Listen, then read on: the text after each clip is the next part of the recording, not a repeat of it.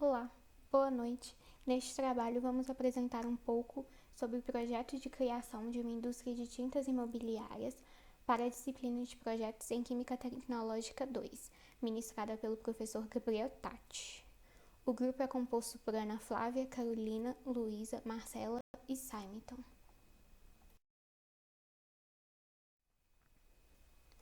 O projeto que será apresentado neste trabalho consiste no planejamento de criação de uma indústria que realizará a fabricação de tintas imobiliárias. Este processo é bem antigo, teve início em aproximadamente 3.500 anos antes de Cristo e foi evoluindo juntamente com o desenvolvimento das civilizações no mundo. Já aqui no Brasil, este processo somente teve início entre os anos de 1886 a 1904. A tinta que será produzida por este processo são as tintas imobiliárias. Essas tintas são aquelas na qual sua utilização é destinada ao setor de construção civil e possuem como finalidade a decoração de um ambiente e a proteção de superfícies.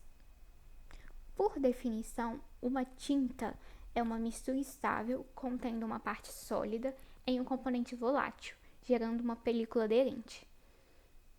A fase volátil pode ser composta por água ou por solvente orgânico, e a sua combinação juntamente ao sólido definem as propriedades de resistência, aspecto, forma de aplicação e custo da tinta produzida. Para que uma tinta seja considerada de qualidade, ela deve apresentar algumas características.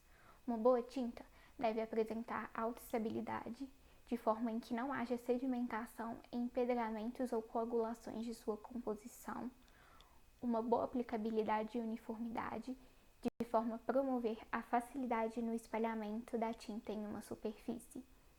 Também deve apresentar uma boa durabilidade, resistindo a choques mecânicos e elementos do ambiente, e uma boa lavabilidade, se mantendo estável ao ser exposta a produtos de limpeza.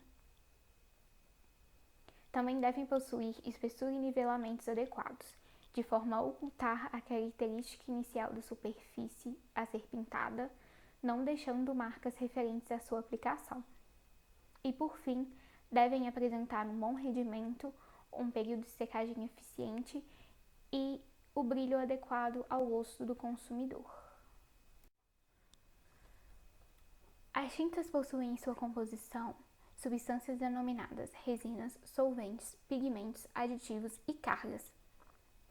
As resinas são aquelas substâncias responsáveis pela aderência dos pigmentos a uma superfície.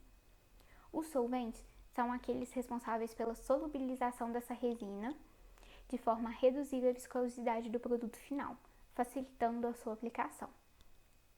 Os aditivos conferem propriedades específicas à tinta, e quando são adicionados em baixas concentrações. Alguns exemplos dessas propriedades são aumento da proteção contra raios UV e também a corrosão, atuação como antiespumante, aumento do tempo de vida útil do produto e também provoca alterações em sua estabilidade, aplicabilidade, qualidade e no aspecto do filme apresentado. Os pigmentos são aqueles responsáveis por promover a cor desejada e opacidade da tinta. Além disso, eles também têm a característica de aumentar a durabilidade e resistência à pintura realizada. Por fim, as cargas são aquelas substâncias que fornecem à tinta características e propriedades de enchimento, textura, controle de brilho, dureza, resistência à abrasão, melhoria da opacidade e da resistência ao impacto e craqueamento. Os objetivos deste trabalho consistem em apresentar o projeto de criação de uma indústria de fabricação de tintas imobiliárias, propondo uma formulação de tintas à base aquosa e uma formulação de tintas à base de solvente, bem como avaliar a viabilidade da indústria através de análises financeiras e mercadológicas. Agora será abordado um pouco sobre o processo produtivo. Primeiramente, é feita a etapa de pesagem, que é a dosagem máxima dos insumos que irão ser utilizados, que neste caso da tinta alquídica consistem nos pigmentos, solventes e resina. Em seguida, é feita a pré-dispersão, onde a maior quantidade possível de pigmentos é colocada na menor quantidade possível de resina e são misturados em tanques agitadores para que haja umectação dos pigmentos e certo grau de homogeneização. Em seguida, é feita a dispersão ou moagem, que é uma etapa crítica da produção de tintas, ocorrendo uma umectação do pigmento no veículo e que, se adequado, irá fornecer à tinta a capacidade de cobertura desejada pelo tempo planejado. Essa etapa é feita também por um tanque de agitação. Logo depois, a massa obtida é encaminhada para a etapa de completagem, que são acrescentados no produto os demais componentes para obter a tinta de acordo com os parâmetros desejados, como os aditivos, emulsões e solventes.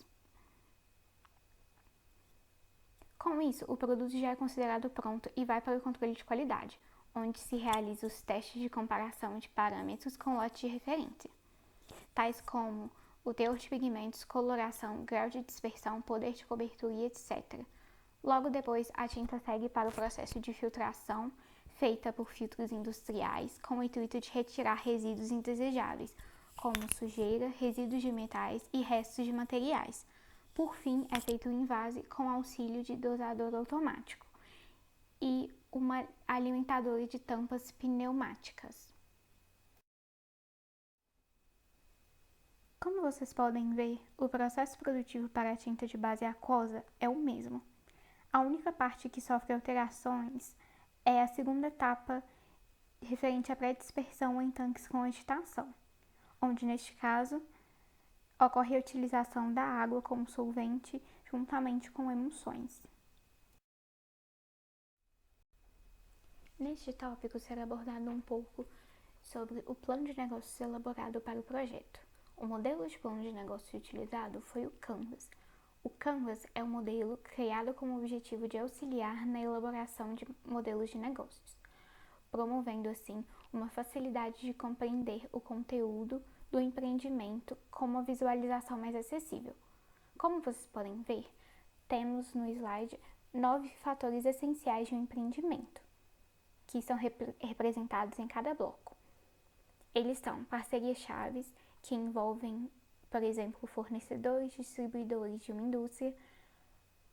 Também temos as atividades chaves, que abordam, por exemplo, o controle de qualidade, controle de custos, dentre outros. Também temos os recursos chaves, as propostas de valor, os relacionamentos, os canais e segmentos de clientes, as estruturas de custos e as fontes de receitas. Todos estes fatores irão nos auxiliar no alcance dos objetivos de negócio da indústria, bem como na definição das estratégias de mercado que deverão ser abordadas para que seja feita a abertura da indústria de tintas. No plano de marketing, foi proposta a criação de sites e redes sociais como forma de canais de divulgação e de comunicação com os clientes. Foi também proposta a participação em feiras e eventos da área para expor os produtos. E também, como marketing tradicional, a distribuição de flyers contendo informação sobre o produto e sobre os brindes para os primeiros clientes, que são 150 rolos e 50 selantes. E também representantes comerciais para buscar possíveis lojas e parceiros. Para as operações, temos o plano operacional e o município selecionado foi Contagem, baseado nos valores de licenciamento e por apresentar um distrito industrial. A produção foi definida como 1.000 SKU mensais. E baseado na cronoanálise do processo produtivo, foi definido que a indústria funcionará 16 horas por dia, 13 horas de produção e as demais horas para limpeza e manutenção. E aqui temos um layout proposto para a produção. E esse com uma boa separação entre a produção das tintas de base aquosa quanto da base solvente. Para entrar no mercado, tem que se fazer a análise do mercado. E falando no mercado consumidor, ele gerou um faturamento global em 2020 de mais de 147 bilhões de dólares. E ele pode chegar a mais de 175 bilhões de dólares em 2025. E o faturamento em 2019 no Brasil foi de mais de 18 bilhões de reais. E dos concorrentes, a gente tem a AkzoNobel, que é a proprietária das tintas Coral, teve um faturamento mundial em 2020 de mais de 3 bilhões de euros. E os valores da tinta branco gelo de 18 litros nos concorrentes variam entre 182 e 185 reais. A BASF, que é a proprietária das tintas Souvenir, teve um faturamento de mais de 3 bilhões de euros no mundo, sendo que desses, mais de 400 milhões de euros foram na América do Sul, em 2020. E os valores nos concorrentes da tinta cor gelo 18 litros variam entre 289 e 300 reais. A Sherwin-Williams teve um faturamento de mais de 18 bilhões de dólares em 2020 e no continente americano o faturamento foi de mais de 10 bilhões de dólares. E nos concorrentes, o valor da cor gelo de 18 litros varia entre 224 e 251 reais. Abordaremos agora um pouco sobre o plano financeiro criado. Os investimentos fixos são aqueles bens necessários que devem ser adquiridos para que o negócio funcione de maneira apropriada. E nele temos um investimento necessário de aproximadamente 161 mil reais. O capital de giro é a soma de todos os recursos que uma empresa precisa para se manter aberta. E nele é somado um investimento necessário próximo a 1 bilhão e 600 milhões de reais. Já os investimentos pré-operacionais são aqueles responsáveis por cobrir gastos que precedem o início da atividade da indústria e dá um total próximo a 260 mil reais. O estoque inicial das matérias-primas, que é a quantidade necessária para a fabricação das tintas, soma um investimento de pouco mais de 1 milhão de reais. E, por fim, o investimento total de recursos a ser investido pela empresa para que a mesma funcione soma um valor maior que 2 milhões de reais.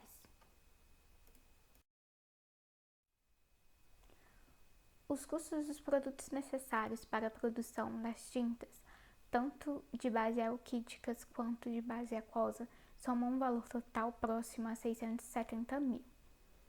Os custos variáveis são aqueles que irão variar de acordo com o volume de vendas, e nele temos um total próximo de 145 mil reais.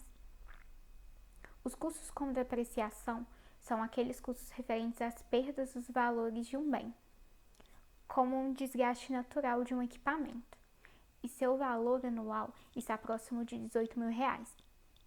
Já os custos com pessoal somam 95 mil reais aproximadamente, e os custos fixos são aqueles custos cujos gastos não se alteram em função do volume de produção ou de vendas, e estão próximos a 175 mil reais. Falando agora sobre o faturamento total, considerando uma produção de uma quantidade referente a 200 tintas de base alquídica e 800 tintas à base aquosa, teremos um total de R$ 767.584 de faturamento. Com isso, ao elaborar um resumo financeiro do plano de negócio proposto, obtemos uma tabela com o resultado líquido do primeiro ano de projeto. E podemos ver que o resultado líquido anual apresentado é negativo, de 6.762.740.000 reais e 30 centavos. Sendo assim, é necessário rever o planejamento financeiro do projeto, visto o prejuízo obtido com o mesmo.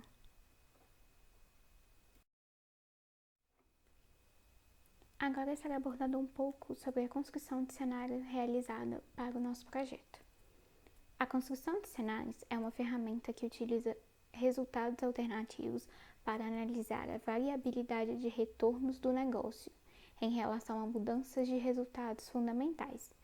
As abordagens mais comuns são as simulações de 3 cenários, que são elas o pessimista, o realista e o otimista. Com base nisso, os cenários deveriam ser construídos levando em consideração 20% para o cenário pessimista e 15% para o otimista. Entretanto, não foi possível a sua construção, uma vez que o negócio não é capaz de gerar lucro suficiente para pagar o investimento.